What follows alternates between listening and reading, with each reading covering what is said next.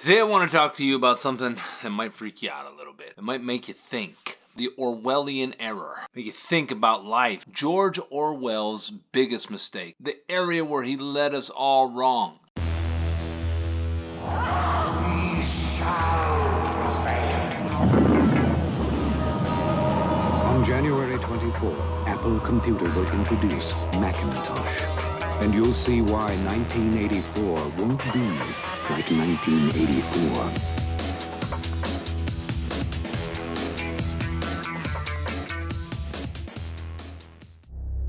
George Orwell wrote the book 1984. It's a famous book, and we often use terms like Orwellian when speaking of authoritarian governments, Big Brother when speaking of the collection of data by major organizations. But see, George Orwell made one big mistake, and this is where it all came together for me. About 10 years ago, I read in The Economist a story about the coming of the medieval corporate age. And I have to say, it both validated some ideas that I'd had, clarified them, and freaked me out.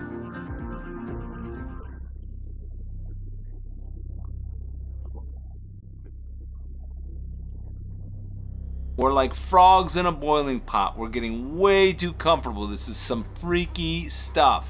Backing up a little bit, I have to tell you that I have a fascination with Roman history. And equally as fascinated with post-Roman history, the medieval age. What was fascinating was that people were willing to give up their freedoms and liberties for the security of living in controlled and confined spaces. Now, arguably, we do not live within that time, but I have to say something has been happening in the last decade that is concerning me a little bit.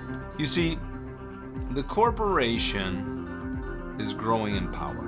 And power for the corporation is the collection of data and information. Facebook now has evolved to a place where you are tracking everyone. And it was at this moment that I realized the Orwellian error. Because all this time, George Orwell has had us looking at the government as the evil big brother.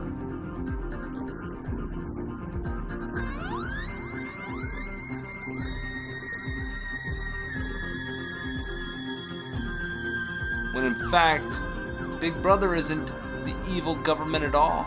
It's the warm, cozy, and colorful corporation that we all love. The one that's collecting data. The Googles and the Amazons and the Apples of the world. Those places that we associate our identity with. Do you or do you not collect identifiers like name, age, and address?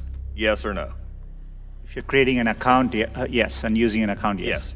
Specific search histories when a person types something into a search bar. If you have search history turned on, yes.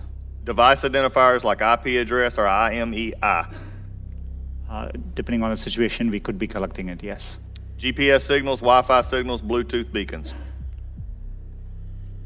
You know, would depend on the specifics, but there may be situations, yes. In this current age, Google, Amazon, and the like are collecting more data than ever before in history. And here comes the part where I put all the pieces together. You see, there's this phenomenon called the spontaneous convergence of technology. And that's when three or more industries come together into one space to create a new and emerging technology market. Digital convergence refers to the convergence of four industries into one conglomerate. It's information technologies, telecommunication, consumer electronics, and entertainment. Take, for example, the advancements in cellular, the mobile device, and the birth of the app. And you have the age of social media.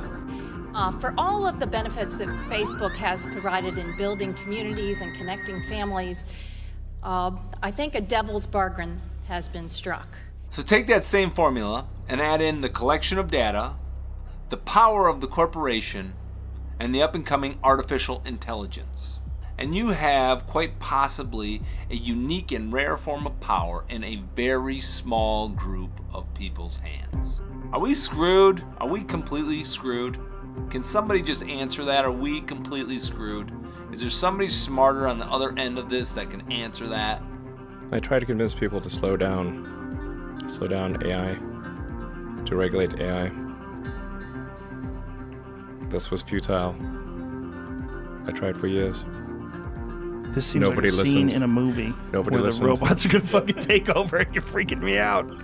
Usually it'll be something, some new technology. It will cause damage or death. There will be an outcry. There will be an investigation. Years will pass. There will be some sort of insight committee. There will be rulemaking. Then there will be oversight, eventually regulations. This time frame is not relevant to AI. You can't take 10 years from the point at which it's dangerous. It's too late. Now add in implanted chip technology to the willing and comfortable and trendy corporations. Designer Eric Frisk doesn't need a key to unlock his door. It opens electronically. In fact, he doesn't even need a key card or a fingerprint. He just swipes a digital reader with the back of his hand. And you tell me, whose walls are you living in? How much freedom and security are you willing to give up? And what happens if they turn off your data? Viewers are familiar with you from YouTube, so it's a big deal, you're popular there, that your account was suspended. Do you have any idea why? That's actually part of the frightening part, is that Yes. I could be shut off. I have no idea why. They turned me back on. I have no idea why. It's not a trivial matter when those sorts of things happen. I'll leave you with this. Today, the biggest spending lobbyists and the best funded lobbyists are not your oil barons.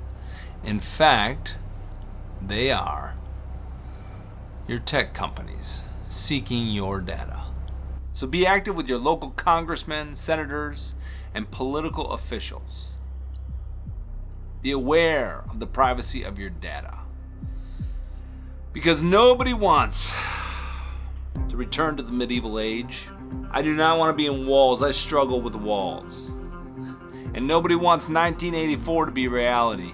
I do not want that Orwellian dark shit to be a reality.